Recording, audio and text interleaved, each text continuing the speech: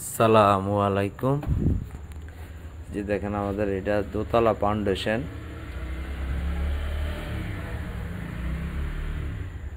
কলম ঢালাই করতেছে।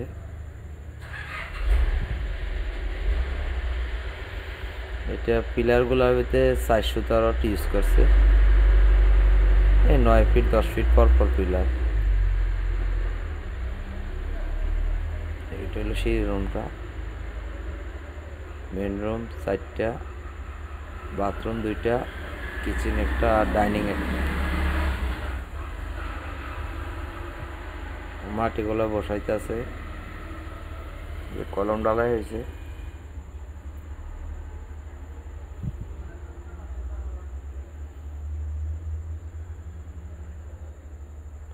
যে বিটির ভিতরে পানি খাওয়াইতেছে।